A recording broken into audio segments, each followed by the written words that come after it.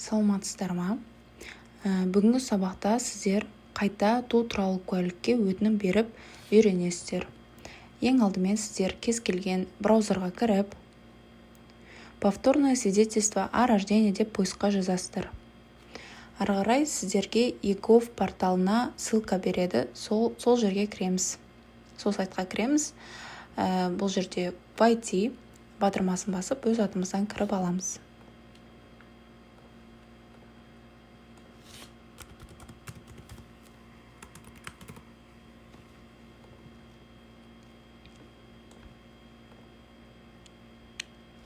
Мәні өз атымыздан кіріп алдық. Подача заявки на повторное свидетельство о рождении деп жазылып тұр. Заказать услугу онлайн. Бұл жерде сіздер туу туралы куәлікті кімге аласыздар? Өздеріңізге немесе балаға? Мен қазір балаға алып көрсетемін. Бұл жерде Алматы қаласы районы. Продолжить батырмасын басамыз. Екінші бөлімде сіздерге қай соннан алып кеткен ыңғайлы.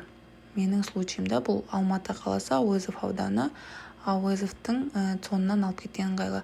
Отправить запрос батырмасын басамыз. Бұл услуга платный, 3864 теңге тұрады. Оплатить батырмасын басқаннан кейін бұл жерге сіздерге қай банкпен төлеу ыңғайлы. Мысалы, Каспий болса, QR-ды ашып, Каспий арқылы оплата жасап, услугаға заявка бере аласыздар. Ары қарай сіздерде міне үшінші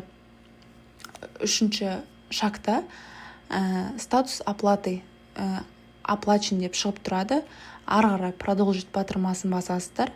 Одан кейін төртінші шақта сіздер ETSIP арқылы қол қоясыздар да заявка бересіздер. Заявка қай күні, қай соннан алып кеткені сол жерде шығып тұратын болады.